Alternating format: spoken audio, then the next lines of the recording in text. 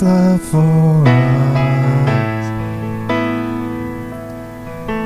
How vast beyond all measure, that He should give His only Son to make a wretch His treasure. How great the pain of searing loss! The Father turns His face away, as wounds which mar the chosen one bring many sons to glory.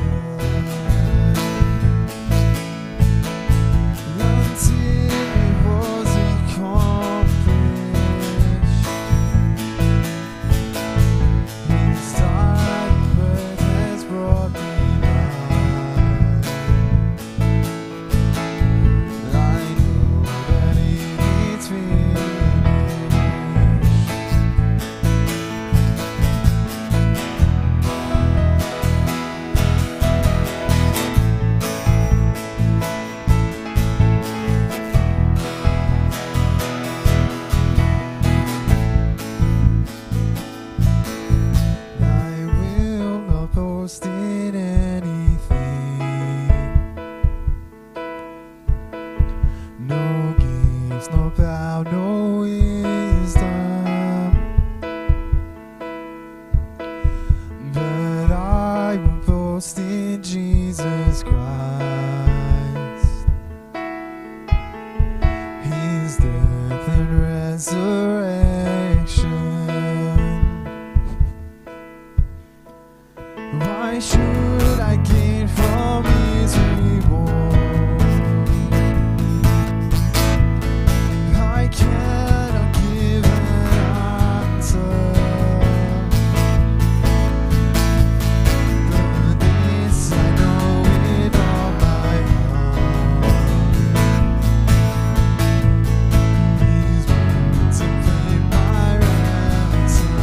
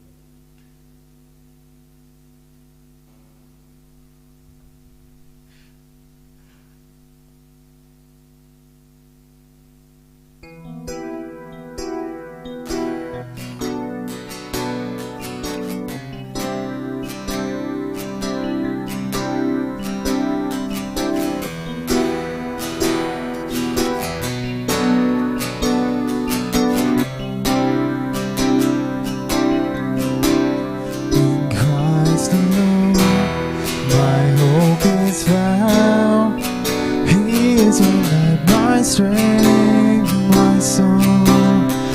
This cornerstone is solid ground, firm in the fiercest drought and storm. What heights of love, what depths of peace, when fears are still, when striving cease. My confidence, my all in all, here in the love of Christ I stand.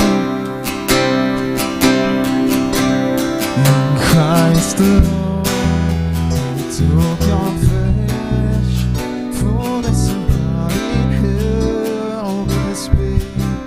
This gift of love and righteousness, scorned by the ones He came to save. Till on that cross, as Jesus died, the wrath of God was satisfied. For every sin on Him was laid. Here in the death of Christ I live. In the ground, His body lay, light of the world by darkness slain, then bursting forth in glorious day, up from the grave He rose again. And as He sat in victory, since God says lost its grip on me, and as He sat in victory, since God says lost its grip on me, for I am His, He is mine, Lord, with the precious blood of Christ. No guilt to life, no death. This is the power of Christ in me. From life's first cry, final breath, Jesus commands my destiny. No power of hell, no scheme of man can ever pluck me from His hand. No power of hell, no scheme of man can ever pluck me from His hand. Till He returns or calls me home, here in the power of Christ I'll stand.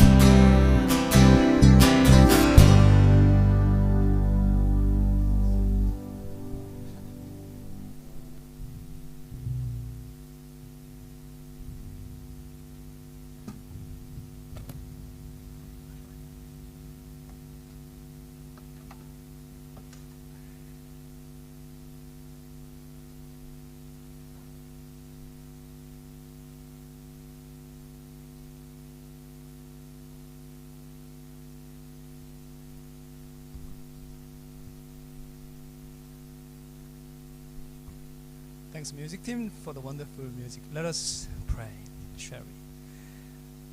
Oh Lord, you have indeed carried us on your wings. By your mercy, you have delivered us from sin and death. You have set us free from their bondage. Once we were slaves, but now we are free to be your servant. So we thank you, Lord. Even as we seek to live faithfully as children of the new covenant, help us live each day by your grace. May we continue to ride on your wings as you guide, as you empower us to serve you in every aspect of our lives. All praise be to you, gracious Lord, because you carry us on your wings. Hallelujah.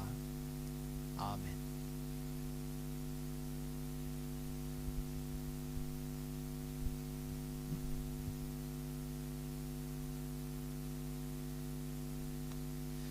Thanks, Kevin. For those watching at home, Yes, the sound is a little bit all over the place. That's because we're in the chapel tonight and we're trialling a new system of trying to come in here just to create a different vibe. But yes, I'm aware that there's at least one mic not going through the live stream. Sounding perfect in here, but not going through the live stream. If this is not coming through this mic, please send us some love so that we can fix it. I just want to do some quick announcements. I'll trust you of running through them, Ellen. Birthdays, Robin, Bree, Annabelle's birthday today, who is watching at home, so happy birthday, Annabelle. Sue, Liz, Matt, Sue, and Grant's birthday all this week. Have I forgotten anyone? No? Excellent. Yeah, Liz is on there. Oh, go back. I need to show where Liz is. Liz, Wednesday, is that right? Yeah, I do Sundays on Sunday. Wait for it. We won't miss it. Now, youth groups have returned. If you don't believe me, here's a picture of Square One returned. This was a great game where we had to swap sides depending on who won and lost. And so it was everybody against Nate. I don't think Nate won, did he? No. So that's Square One, but the rest of them all start. So Playgroup starts this week. Turra Zone starts this Friday, and Bugs starts on the 25th. So that's all of those there. You can skip over the... Oh, I've got music just about to blare. Can you skip over the kids' church one completely and go on the one after it? I forgot to take that out. If you have got nothing to do, we're looking for a few people to go on the garden roster. It doesn't happen very often at all. But a few key people have been doing for years and years and years have stepped down. It's only mowing that lawn there and that lawn there. So it doesn't take very long at all. And the last one is if you're around on Thursday, don't have anything on, and want to come to coffee with Kevin and Phil, good coffee, great conversation, and possibly even a getting to know you game for Kevin. How exciting is this? Yes? No. So they're all the announcements. We've got to try a few different things tonight, including ending up having communion. I don't know if Kevin's already mentioned it, because I was trying to get Kevin to come through in the live stream before. Did he mention communion? No, he doesn't. So the people watching at home, we've got communion on later, so you'll need to find some BYO elements between now and the time that Kevin comes back for communion. Otherwise, we're all going okay? Yeah. Excellent. I skipped over the one about baptism and confirmation too, didn't I? Baptism and confirmation classes are coming up real soon. If you have not been baptised or confirmed and think that's something you might like to explore, you got to tell me this week, because they're starting in about a week and a bit's time. So there's not much time left. Great process to go through. I'm going to hand over to, is it Will doing the Bible reading? Yes, he's got the Bible reading. Use this mic, because this mic is working on the live stream.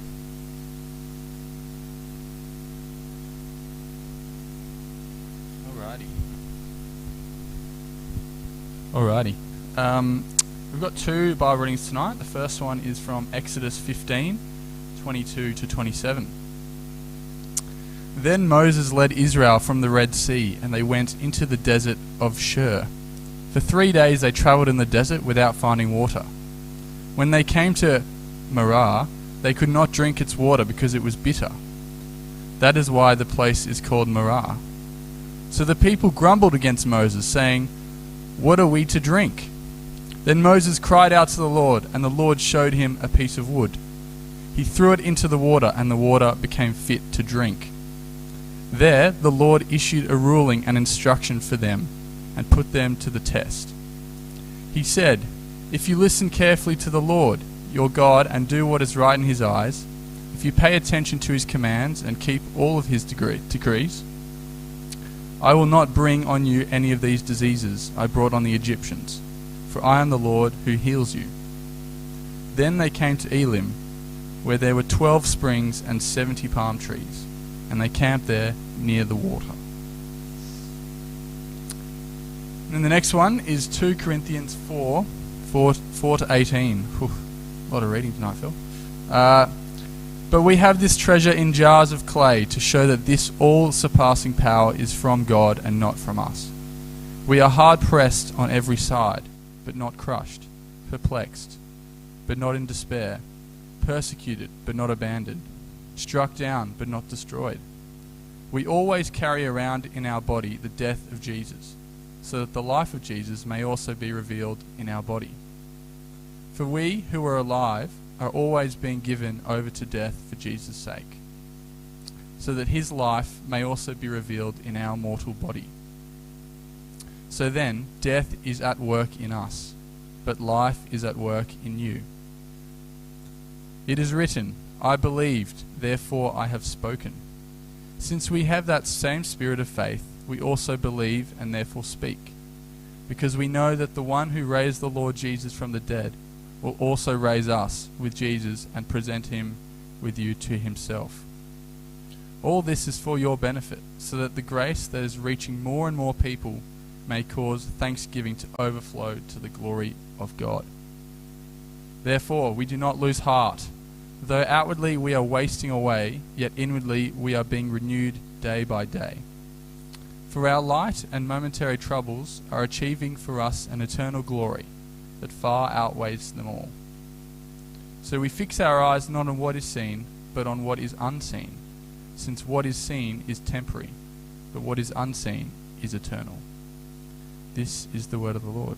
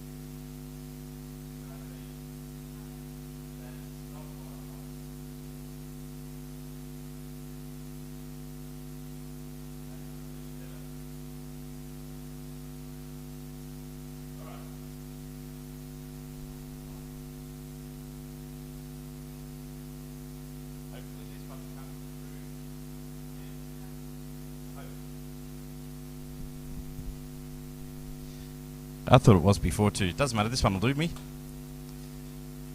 And I'm still not coming. They're still covering all of me, isn't it? I'm sorry for the people at home. If you either get to see me or my overheads, which one do you want? All right, we're going to do some interaction tonight because I've been doing some reading, and I want to share some of that reading with me. Did that work now? Yay! Can't believe that worked. So we're standing at the beginning of a new year, 2022, in the church. This is called the beginning of the new year. And so we sort of go, are we excited? We excited for 2022? That's what I'm going to talk a bit about tonight. Because some of us are going, yes, we're excited, but other people are going, yeah, my excitement's a little bit tempered at the moment. It's been interesting. I did some reading on holidays that sort of said the effects of COVID and COVID restrictions and lockdowns and changes and cancellations have actually impacted upon not only us in our emotions, but has changed the way that we think and the way that we plan and the way that we look forward, and even the way that we hope. The way that we hope. And they're suggesting that this change may not just be a temporary thing, but actually could be something that is permanent for a while. Do you want me to give an example of what they mean? Anyone going on a holiday soon? Anyone? Are you excited? One of the interesting things that they said is that pre-COVID, holidays, the planning, the booking and the anticipation was almost as fulfilling as the holiday itself. Does that make sense? We used to look so forward to it. But because of COVID, now I know when we went to Queensland in January, it was a bit like, well, I'll get excited once I'm there. But until I get there, I'm not, getting too excited because it's been cancelled twice before, it might get cancelled again. And so this sense of, anticipation and hope has just been tempered because of the experience that we've had. And they are suggesting that this is similar in lots of different things that we are now looking at. And it gets a little bit worrying when we go, well, we're not going to allow ourselves to get too excited because we don't want to get disappointed. So we're actually doing a little bit of that, tempering ourselves to, not allow ourselves to get too excited. There's a fine line between hope and discouragement. And I don't know if you've been in the other church. I had a fine line down the church this morning. It was quite impressive, but I ran out of time to put it in here. But you can imagine this line down the middle of the church. There's a fine line between hope and discouragement, which is a little worrying because next week Kevin and I get to stand up and do Vision Sunday. And on Vision Sunday, we want you to get all excited about what God's doing in the church and what God's going to be doing in the church. And these two things don't really go together, this sense of us being a little wary of getting too excited and too forward planning because we've learned our experience over the last 2 years, and Vision Sunday. Does that make sense? The reading that we had tonight from Exodus, I got to give Kevin credit for. The beauty of having two of us now is that we get to bounce ideas off each other and get to, sort of share and improve each other's ideas. And we were talking about preaching, and I was sharing my idea for tonight. And the next day, Kevin came back and said, I've got a good Bible reading that I was thinking I could use. And he shared this Bible reading from Exodus. And I said, that's fantastic. I think it will go better in my sermon. Can I have it, please? He was very gracious and said yes. So giving Kevin all the credit, this is his reading that he found. But it's an interesting reading in the context of what happens around it. Because what happens is that in Exodus 14, the chapter before it, it's the going through the Red Sea. God rescues the people of God, leads them through the Red Sea into freedom. And then the beginning of chapter 15, Miriam and Moses do their little dance. And the very next verse is our Bible reading for tonight, that first Bible reading, where they go 3 days into the desert, they can't find much water, and the water they do find tastes bad, and they start complaining and grumbling. Can you get the picture here? 3 days after what we would say is one of the biggest miracles in the Old Testament. 3 days, and they're already complaining and going, what are we doing here? What are we doing here? There's a fine line between hope and discouragement, isn't there? And it's so easy to oscillate between the two, which has been our experience over the last 2 years. There's been moments over the last 2 years we've got hopeful about the end of COVID, haven't we? When we got back to 0 cases the first time, or when we got the vaccine, or when we got the vaccine to 90%, or when we reopened for the first time, or the second time, or the third time. We get this hope that we've got over the worst of it, and then a new variant comes along or something else happens and we're back in the midst of it again. And so now we're not getting that hopeful anymore. We're just going, well, we just got to take it as it comes. We swing between this hope and this disappointment or discouragement, when we find out we can't sing again in church, or that concert we really wanted to go to has been cancelled. So what I want to explore tonight, just before I do that, our second Bible reading that we looked at from 2 Corinthians 4, this idea that Paul was talking about, this roller coaster between hope and discouragement. And he actually talks about this idea of us being a little bit like jars of clay. Have you heard that phrase before? It's just a reality check that sometimes we're a little bit fragile, and it's hard sometimes. But Paul says we've got access through our faith to all surpassing power from God. So Paul's actually saying when we're oscillating between, hope and discouragement, this fine line is going, remember your faith. Your faith can give you hope. He says sometimes we might be pressed on all sides, but we're not crushed. Sometimes we might be perplexed, but we're not in despair. We might have our backs against the wall, but we're not defeated because of our faith, Paul's saying. I want to see if I can play this out, and this is where you guys come into it, and you guys at home can come into it as well. I was doing some reading when I was on holidays, and I saw this play between looking at something and seeing this fine line between, is that something which is hopeful, or is that something that can be a little bit of a downer or a discouragement? And it's easy to switch between the two depending on how we're feeling at any particular moment. But I was reading a couple of things about the effect of COVID, long-lasting effects of COVID on the church. And I want to share some of these things with you, and I want to get your opinion on whether you see something like this as hopeful or something like this as a discouragement. Does that make sense? So I'm going to throw up, the article I actually had, which I don't mind posting, was actually 12 effects of COVID has on the life of the church. I've got it down to 3.5 because they just repeat themselves. And so I'm going to share the 3.5 that I got out of it, and I want you guys and you guys at home to share whether you find this as a hopeful thing or as a bit of a discouragement. I was actually going to get you up and move. Do you want to still do that? I was going to say one side's hopeful and one side's the other.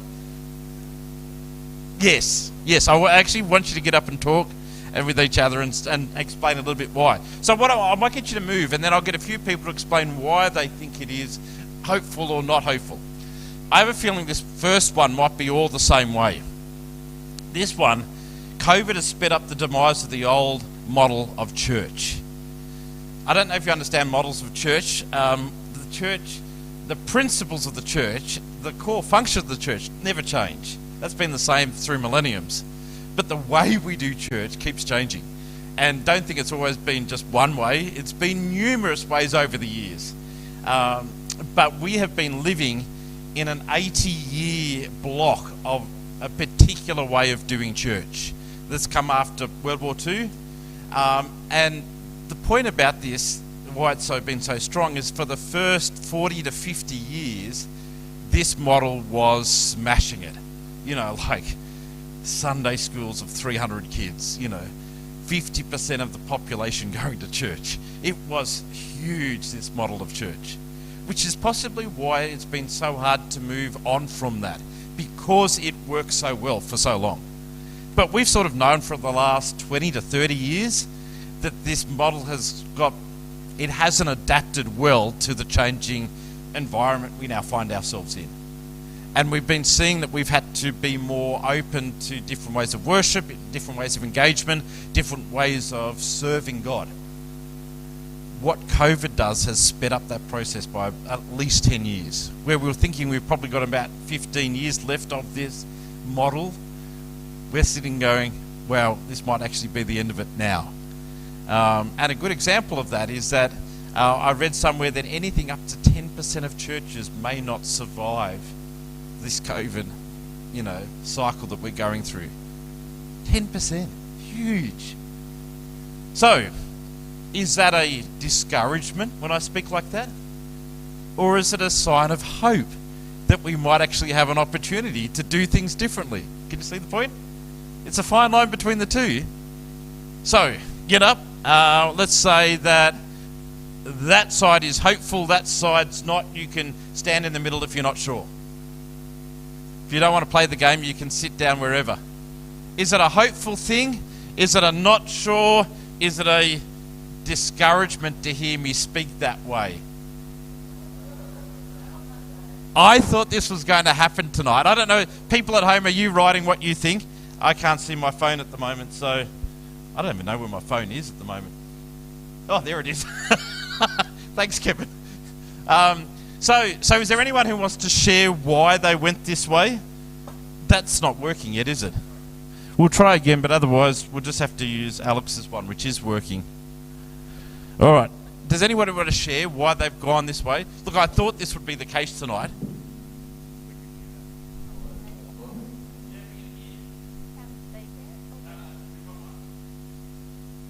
Is it? Oh. Um.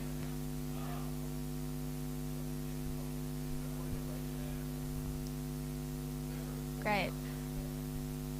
Huh? Oh. Well, pretty much, it's just not going to work for the newer generations, and the way that we're growing up and people are growing up.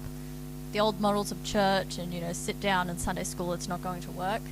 I think that COVID has actually been the kick in the butt that the church needed to sort of revamp how it's done, or what's happening, or what are we going to do to move forward. And everyone had to adapt because you couldn't do it in person, and now it's actually reaching lots of churches are reaching larger audiences, which is already showing signs of progress than before. There's some people in the middle. Is there someone in the middle who want to say why they chose the middle? I chose the middle because yes to everything Rachel said, but the other thing is pressure in the system brings the immune systems, like resisting that, maybe almost in a heightened way. And I've certainly seen a bit of that over the last 6 months. Yes. I didn't get them up moving around, but I got them thinking about it. But I would have said they would have been a little bit across. You could see people, when I was talking about how successful it has been, there was lots of nods. Because they lived through this era. And I got to say, whilst we might go, yeah, that model's not working for us now, it did work for them. So you have to understand how good it was for them. So it is a bit of a sadness for them to realise that thing that they lived through that was so successful, that model is coming to an end. But yeah, what COVID has done is just sped up that process. For what we saw on the horizon is now on our doorstep. All right, here is the next one. You can either sit down or you can stand up, because it will take me about a minute and a half to explain this one. Church life will need to innovate beyond Sunday worship and locality. The reality is that we will need to see how to do things different. And the example I've got here is restaurants. Remember restaurants, there were some restaurants before COVID who would have flat out said, we are never doing takeaway. That is not our core business. Who during COVID suddenly had to do takeaway because that was the only way they could do things. And by the end of it, when they were allowed to have people back in their restaurants, are they still doing takeaway? Yes. They've changed their core business because of COVID. And the churches has to do the same. We are starting to understand that our core business has been Sunday worship. It still is. It's still where we invest the most of our time, Sunday worship.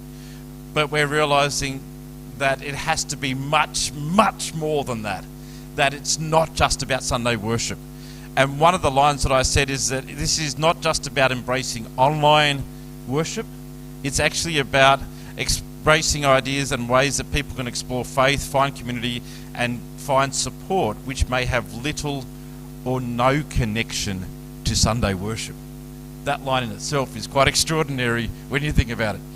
So this will require us to be innovative, and that innovation might need to happen beyond Sunday and beyond the bounds of the church.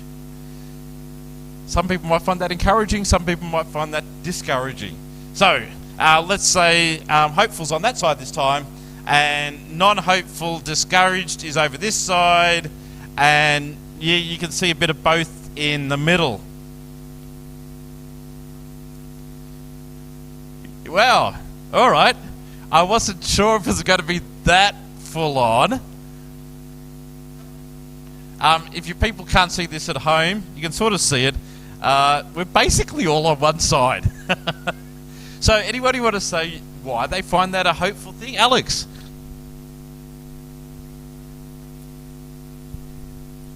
I think a lot of people here, sorry, it's my microphone anyway, a lot of people here, young adults wise, the meetings and catch-ups during the week have been a vibe, and I felt a strong sense of community even when we weren't allowed to come in here on Sundays, even when we could have like 2, 3, 5 people together.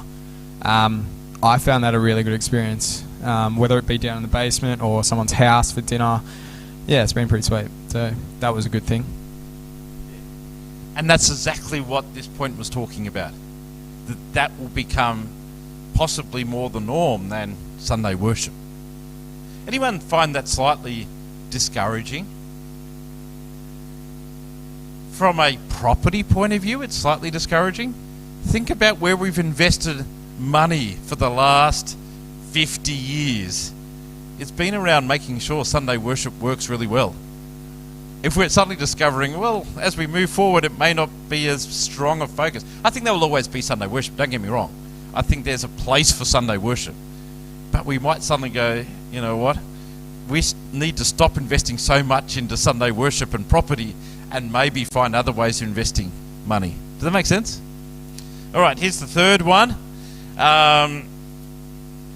Hybrid church will simply be church. This idea of doing things online as well as in person, there is no going back. Now, we've already made the decision of doing that in this church. There's no going back. But there really is no going back. There's been an interesting debate, if you're in the right Twitter circles, over the last about 3 months. No, it was only about a month and a half ago. A very, very well-known American Christian leader made this statement. He said, we need to stop doing online worship because it's just an excuse for people not to come to Sunday gatherings. We need to just stop all of it now. And there was this huge discussion online. Does anybody want to, before I tell you what some of the discussion points was, respond to that? What do you think of that statement? Do you agree with what he said? Do you disagree with what he said? Disagree? Is there a reason why you disagree?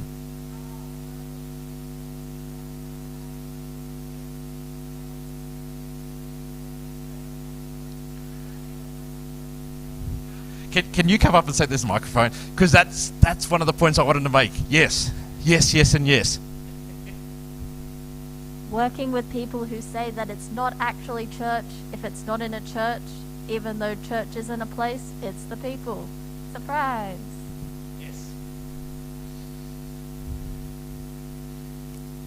Anybody else want to make a comment on that one before I go on and say whether you would see this as hopeful or not? One of the big pushbacks has been from people who either don't find church safe, they've been burnt in the past or hurt in the past by the church, or maybe people who current circumstances might find it difficult to come to church. They've got a disabled child and it's just not possible to come to church, or they, for whatever reasons, are not living in a locality that's easy for them to go to church. And so there was this huge pushback of people going, I've not been able to engage properly with church for years and now I can. Don't you dare take this off me. Writing stuff like that. Yet at the same time, this can bring some, I don't know, there's some things that are meaningful that happens in community, in-person community, that we can't do online. And an interesting thing down here, one of the articles I read said that information works really well online. So in other words, if I'm doing a talk or a sermon, that works well online. But things that are much more personal are not as good online. They still work, but they're not as good. So for example, the example they used was mentoring. Mentoring doesn't work as well online. It works much better in person. Or praying with people. Or getting together with mates around food works so much better in somebody's home than it does online. And they're suggesting that we as a church might have to be a little bit splitting apart what we do. And so the things that are more information based, prioritizing them online. So I'm planning to do a big Bible study series leading up to Easter again. Kevin and I will be part of that. That will work really well online. But the small group discussion that goes along with that, how do we make sure that those things that are relational or transformative, if they've got the word up here, that we prioritise whenever we're in person, that we're prioritising more of those experiences, the relational experiences, the transformative experience, instead of just the information type experiences. Does that sort of make sense? But that's quite challenging when you start to change the way you think there. Who sees that as a hopeful thing? A hopeful thing? Oh, you're just going to think everything that's different is hopeful at the moment, aren't you? Yeah. All right, well, you just sit wherever you want and just...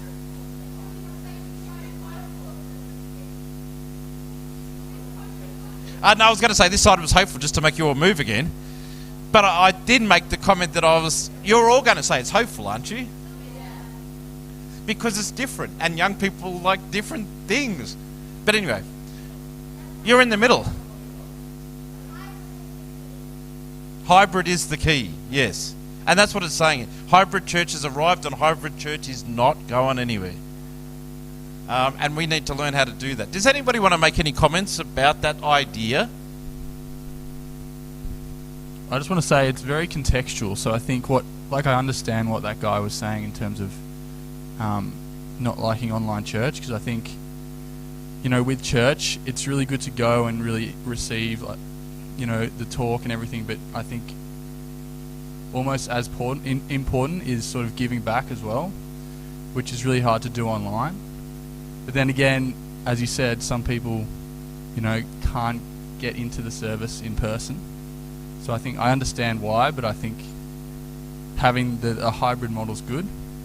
Just an example, during lockdown, John T. Max and we decided to start a weekly Zoom to do like a Bible study. And that was really good because we just said, all right, half an hour, no, we're not going to beat around the bush, we're just going to get to it. Half an hour in and out, didn't have to go anywhere, it was really easy, and it was a really good platform for that. So yeah, bit of both I think is good. Two really good points that are coming online. In our last discussion, AJ was saying she totally disagrees with stopping online church because of her experience of the last little while. She was the only way of engaging was online church. But Emma puts in a good point, which I was just going to highlight a little bit too. She says, I work in events, so the online aspect has become a large part of my job. I think it allows different audience to engage, but makes it more accessible to someone who wants to try it out, but finds entering the church intimidating. Yes.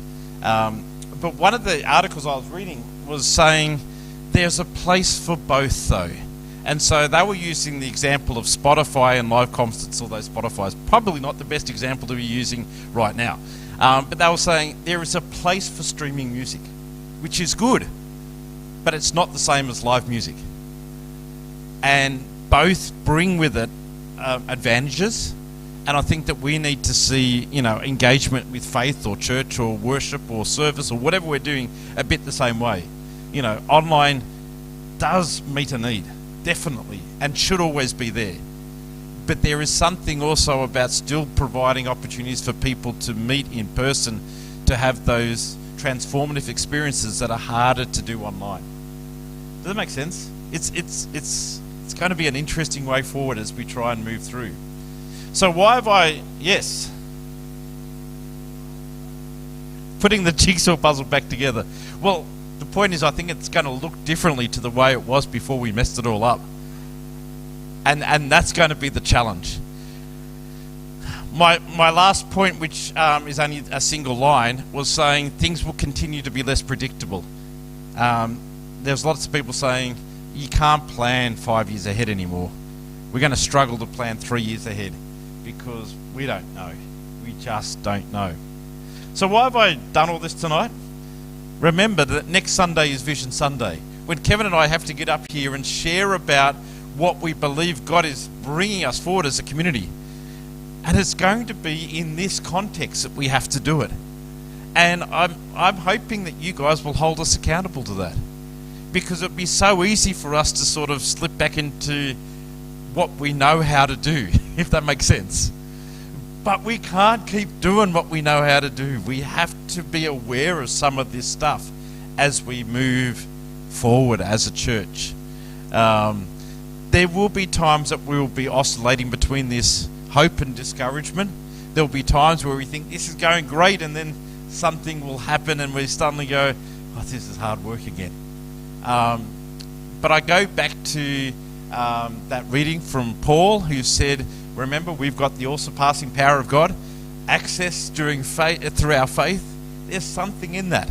But there's another part of that reading which I liked, where he said it might look like we're wasting away. As you get older, you will appreciate that verse much, much more, where it feels like that we're wasting away.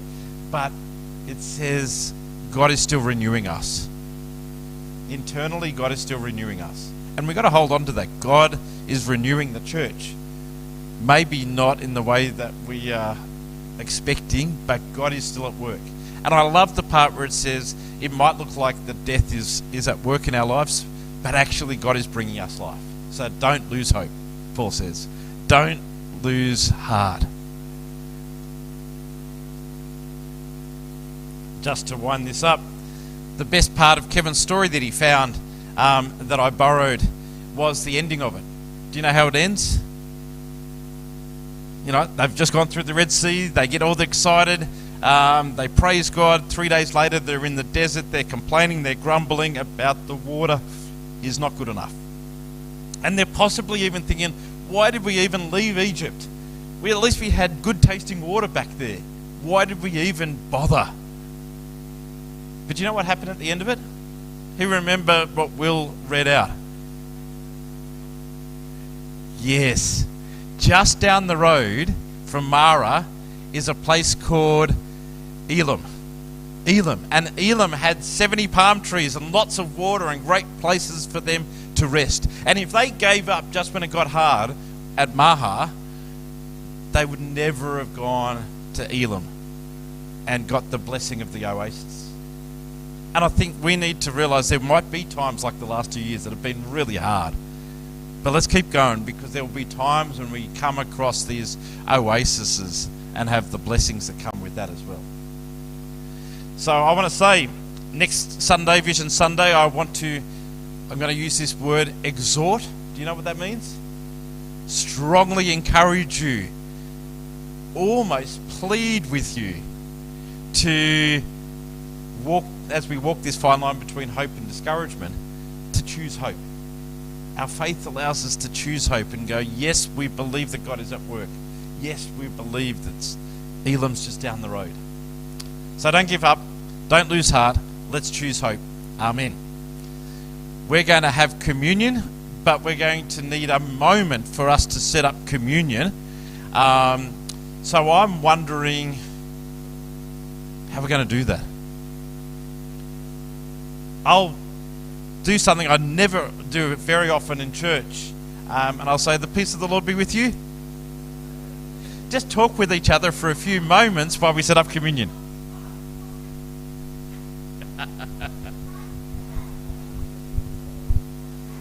Yeah, you're not supposed to shake hands.